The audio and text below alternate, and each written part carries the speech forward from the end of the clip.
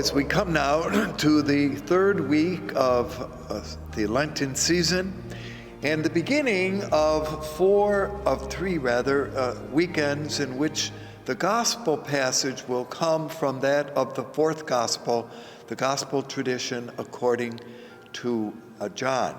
And the rationale for choosing the readings for this time and the next two times is that in some ways they reflect a baptismal theme. And the ideas that we know there are a number throughout our diocese and even in our own parish who are preparing to be members of the Christian family at the celebration of the Easter Vigil. So it's with those thoughts in mind that the gospel passages for the third, fourth, and fifth Sundays of Lent are chosen. The readings are the first reading from the book of Exodus, chapter 17, verses 3 through 7. The second reading from the letter of Paul to the Romans, chapter 5, verses 1 and 2, and verses 5 and 8 through 8. And finally, the Gospel of John, chapter 4, verses 5 through 42. So as you can see, this will be a significant section of the Johannine Gospel. Now, in this story that begins this week, we find Jesus in the territory of the Samaritans. This is interesting because in the synoptic traditions, Matthew, Mark, and Luke, Jesus does not approach Samaria or have any particular mission there. In this gospel, however, one finds Jesus moving at this time, and the background for this, by the way, is that Jesus has earlier on been part of a celebration of marriage taking place at Cana in Galilee. He has then gone to Judea, to the south, where he has an episode in the temple area where he disturbs the tables and that. Then he has a meeting with a leader of the community of Israel, Nicodemus. This is found in chapter 3. And now we find Jesus moving once again up to the Galilee, going through the territory of Samaria. Now, I mention all this background because it helps to put into place a little bit this episode in its original meaning. I do caution again, or preface again, that the way in which we use it in our liturgical celebration has to do with the baptism idea, but the original gospel has perhaps different understandings in mind.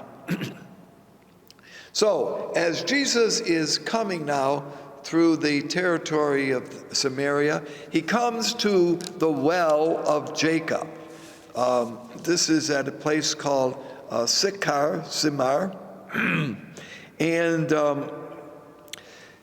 there is, of course, a story that deals with and as always, one needs to be aware of the Old Testament or the Hebrew background for stories in the gospel. And John, that is the fourth gospel writer, is particularly aware of Judaism and its tradition. In fact, we might say that perhaps the community of John as Christians were very much into or part of the Hebraic tradition. So much of what John writes assumes that the listener, the hearer, is familiar with the Hebrew Bible. And that may or may not be so true for us here in the 21st century. Stories say that Jacob, who you remember was one of the triumvirate who had originally come into the Holy Land, namely Abraham, Isaac, and Jacob, Jacob had acquired a part of land in Shechem. And it is described in a couple places in the book of Genesis in chapter 33, again in chapter 48, and in the book of Joshua, chapter 24. So there is evidence that this great patriarch, Jacob, had purchased a piece of land. However, it's exact, that is, and set up a well. However, its exact location is uncertain. So that's, again, a little bit of a background in understanding this passage. In understanding this large section, or this section of Jesus, it's often called Jesus and the woman at the well, which is a pretty description of what happens, that there are two major themes that the writer has in mind. Namely, he pictures Jesus as the bridegroom and as the new temple. So these are kind of subtly standing or sitting behind the information that's presented here. Jesus arrives at this well of Jacob at noonday, or the 6th hour, which would be about noon, and sits on the well. Now, not every interpreter here notices this, but Jesus sitting on the well. Does that make any sense? Does it matter? Because many of the translations say sits beside the well. But sitting on the well perhaps goes to a story that, or tradition in Judaism, that dates back many centuries, namely that the temple in Jerusalem had in fact been built on an ancient water spout. See, so a place of water, a place of well, and that in fact that well had been trapped by the earth, and that the temple had been built on it. So the fact, remember that often in the Gospels, Jesus is pictured as the fulfillment, that Jesus now, the new temple, sits on a well. Okay, now, all of that, there's a great deal of symbolism at work in the fourth Gospel, and interpreters, reflectors on this often notice some of these many different layers in which the Gospel writer has intentions. That's why this perhaps is such an intriguing of the four Gospels and one of the more interpreted of the Gospels. Now, also keep in mind, as we've mentioned many times, the Gospel of John is written late in the tradition, namely sometime anywhere between the year 90 of the Common Time and maybe as late as 120 into the 2nd century. That's important to remember because this gospel, therefore, is written many years after Jesus' time, although in this gospel, the words of Jesus are perhaps more frequently quoted and used than in any other gospel. And so that leads to remembering that the gospel writer is responsible for the stories that he's telling, and that John's gospel is laid over with theological or religious understandings. So all of these I preface a little bit in kind of grasping what happens here. As Jesus is sitting there, a woman arrives to get water. Now, even this is a little bit contrasting because women in the first century world were invited to wells only, so the tradition says, in the morning and in the evening, not in the middle of the day. So that is kind of startling in its own way. Why would a woman be gathering water at this time of the day when, and the reason why women weren't supposed to be there, that this was a season for, or time for men to be there. You have to kind of deal with those realities as they had developed. As she approaches, Jesus says to her, would you please get me a drink? All right, so that's, and what we will find in this section are a number of dialogue or back and forth. In fact, those who analyze all of this will say that there are really 7 kind of little tit-tats that go on between Jesus and the woman. The woman, by the way, is unnamed, so we really never know who she is, except that we assume that she is a Samaritan woman. She says to Jesus when he asks for, and I can only quickly kind of summarize what this long section, and I encourage you to read it to get the full flow of how this particular wonderful section of John's Gospel develops, says to Jesus, well, you are a Jew and I am a woman, and we both know the rules. First of all, women and men don't speak. And secondly, the tension between Jew and Samaritan is very real. So why are you doing this? So that's the initial action. Prior to this, by the way, the disciples had left to go into the village to get food, to get supplies. So Jesus is alone. That too is interesting. Well, Jesus, she says, you want to drink, but you don't even have a bucket.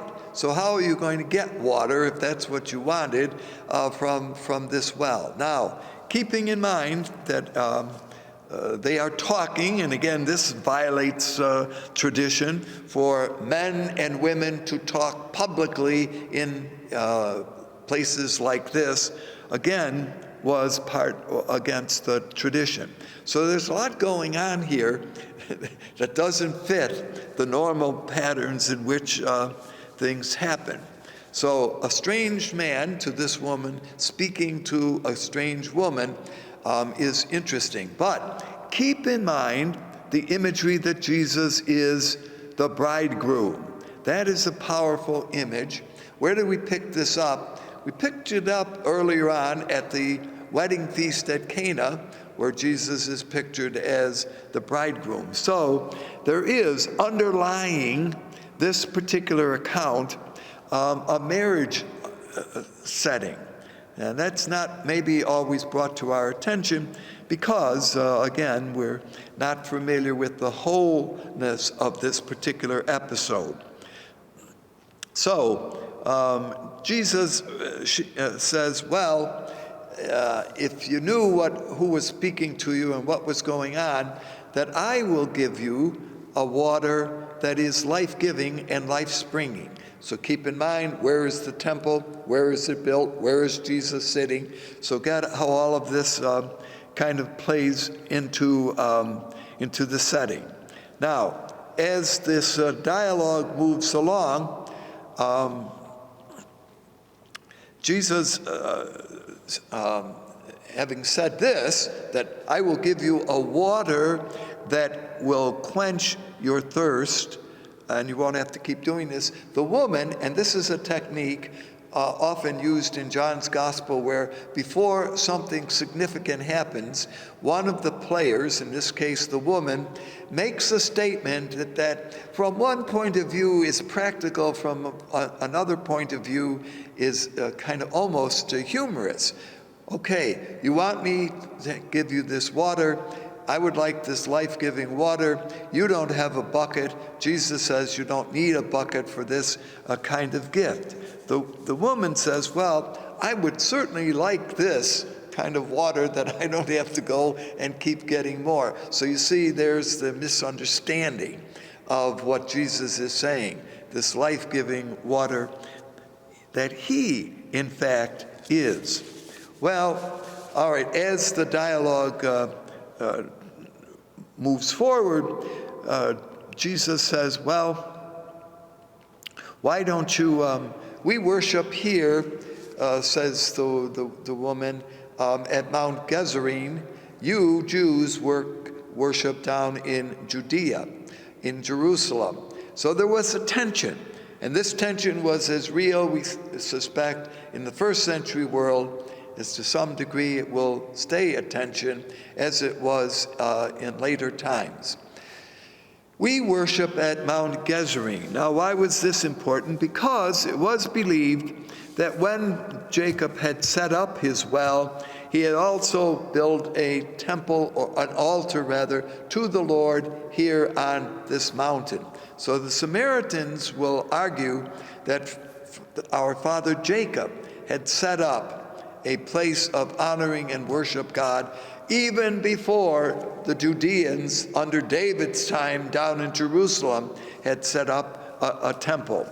So there was a kind of tension, again, between those who found and worshiped God, and they did build a temple there at Gezerim, and the one down in Jerusalem. Also, there had been conflict that had happened between Samaritans and Judeans. So the tension was very real. So when the woman says, "But we honor God here, and you honor God there," Jesus says, there will come a time when you will worship God neither in the Samaritan place or in the Judean place, but in spirit and in truth. So Jesus now raises the discussion or the reflection to something higher, that namely a new time for honoring and praising God, a new temple, as it were, for recognizing the presence of God will develop. This again is something that is mentioned throughout the fourth gospel, this special presence of the Lord Jesus. All right? The woman now begins to shift a little bit. Her understanding from Jesus as simply a man, a Jew, begins to recognize him, and this is the pattern that really is developed as one follows this account, that he seems to be a prophet, a man who notices things and indicates important directions to take. Prophets were also known for their wisdom. So Jesus, again, a theme common to the fourth gospel, is wisdom incarnate, the Word of God, the flesh of God. So why did the Samaritans find Mount Gezerim important? Because they held, much like some others in Judaism, that it was only in the 5 books of Moses in the Torah that you had the whole of the law, where Judeans believed also in the importance of the prophets, and many of them in the wisdom writings. So there is a discussion going on about the Bible here that is subtly here. Now, Jesus then says to the woman, well, listen, go and get your husband and bring him back here. She says, I do not have a husband, and the one that I am with is really not even the right one. And Jesus then says, and here's where that prophetic role comes in, it's true to say, you have had 5 husbands, and indeed the one that you are with is also not the right one. Now, this is a much interpreted little section. 5 husbands. You have to smile a little bit. Could the woman really have had 5 past husbands and now is with a 6th? Some will say quite literally, that's the way it was. This woman was engaged in, at this point, 6 relationships with men. A little bit improbable, but many commentators don't bother with that. However, there are some who have reflected on what could the 5 husbands represent. One theory, setting aside the first one, that she had received much pain at the hand of men, and that, of course, might open up a door to some reflection, if indeed those relationships that she had had all turned kind of sour, and the men had gotten rid of her. Remember that divorce was really a prerogative of men, basically, in those days. But what if there are other explanations for the 5 husbands? In the story about the Samaritans, and this goes back to the time that you remember, in the year 521 before the common time, the Assyrian armies had overtaken Israel, the northern province of Palestine, and in so doing had deported many of its inhabitants into Babylon, and had imported into the Samaritan territory a number of non-Jews, and that a marriage, here again that theme comes to play, had taken place between the Jews who had been left behind and the immigrants who had come in, and they had brought with them their own understandings of the gods. They had believed in, and here is where the 5 comes in, the gods of Babylon, Sithar, Avar, Amathar, and Sevarim. I'm not sure you're going to remember all of those, but notice that they also bore names: Sukkoth, Nigar, Asmar, Nikars, Natar. The point being is that these were foreign gods. These were the gods of the people they had brought in, and that therefore that's what corrupted the true faith of the Samaritans. They're mixing, as it were, with the God of Israel, the gods of these, other tribes. We would call them pagans, but realistically, each tribe, when it brought, each people, when it came, had their own gods and traditions with them. Now, in one way, does that not make some sense? All right? So is that what Jesus is saying? Those gods, and the one that you're supporting with even now, are false. I will present to you a new way to understand the presence of God. Well, another interpretation, one that is not liked by some, but which is certainly worthwhile to see, that if indeed the Samaritans only held to the 5 books of Moses, those would be the first 5 books of the Hebrew Bible, that there was something missing there, and that Jesus now is bringing into the mix something new.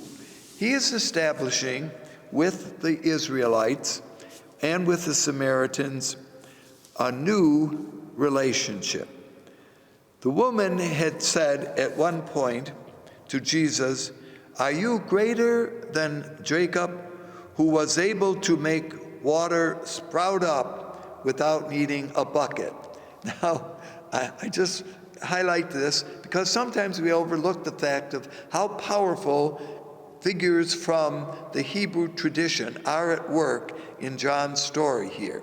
See, so that Jesus says, "I bring this living water into the world and into your heart. It will spring up from within." Jacob had, so that one of the traditions said, brought up water from under the earth and it had sprung up, maybe, okay? But you can see the contrasts that are at work here. All right, so the woman now is beginning to look at Jesus in a really different way. And she says, notice the growth from Jew, Sir, Prophet, Messiah.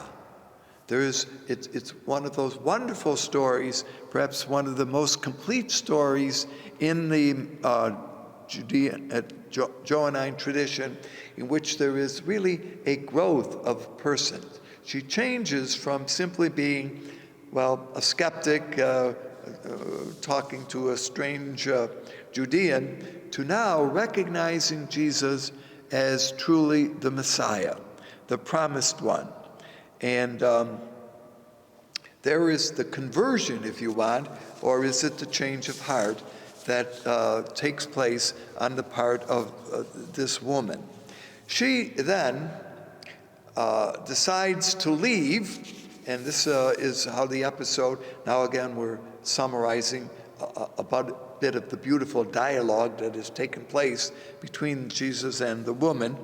But she now says that we have been looking for the Messiah. And Jesus then says to her, "I am he, the one you are speaking with." So notice, a conversion moment, a wonderful, one of the first what we call I statements of Jesus, really, that appear in the Johannine gospel. The woman now leaves behind her jar. Do we pay any attention to that? Well, some say it's a sign of her deeper thirst, which has now been quenched.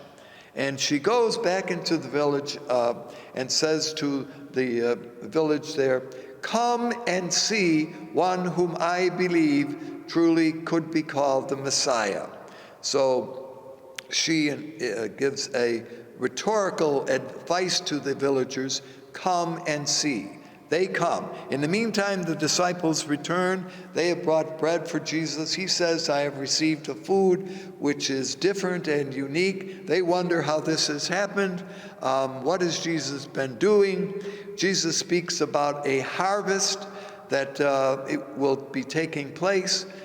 Now, here's a connection. Is there not a harvest that Jesus' words to the woman are now going to inspire the villagers who also come to hear and to see Jesus? So there's a whole dynamic here of conversion that takes place. And in fact, this ends when the villagers say to the woman, "We have come now to believe in him, not because of what you have told us, but because of what we have come to hear and to believe," which is, of course, one of the roles of the disciples, if one thinks about it. The message is not to rest finally with them, but with the one whom they are proclaiming, and in this case is Jesus. So Jesus, now speaking with the villagers of Shechem, are bringing them together. There is kind of a covenantal renewal, going back to something that the prophet Ezekiel long before had addressed to his people who were exiles at that time in a place called Babylon. And he looks for a future in which the divided kingdoms would be united. Well, isn't that interesting here? And you see the symbolism of marriage, that what is brought together again is this wonderful covenantal relationship that is established by Jesus, who is the true and new bridegroom. So all of that is really a summary of a very involved and beautifully developed theological position that the fourth gospel writer makes here with regard to Jesus. In concluding, the first reading comes from the book of Exodus, is again chosen because of the water theme. It pictures the Israelites in the wilderness. They complain to Moses that they are thirsting. In fact, Moses is almost ready to give up on them. God says to Moses, "Look, take them over to this rock." We don't know what rock it is, but a rock. Tells Moses, strike it with the staff, the same staff that Moses had used when he was getting the Israelites out of Egypt in front of the Pharaoh, the same staff that he had exercised over the Red Sea, the parting of the waters. He now strikes the rock and water flows from it.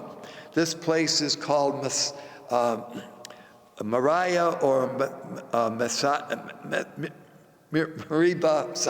Meribah, a place of testing and a place of quarreling. It will be remind Israel that often it chose to test God as to whether God was truly on their side. God provides water for the Israelites here in the wilderness and proves that he is present with them.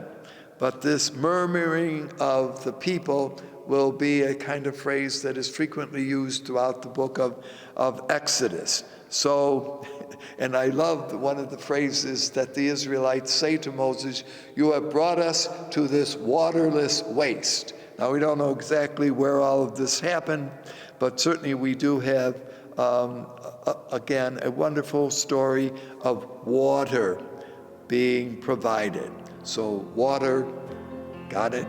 Water at the well, that's the theme. And you can also see as we move forward now, a baptismal theme, water that is life-giving, life-nourishing, life-strengthening. Thank you for being with us, and go read this particular text for this weekend.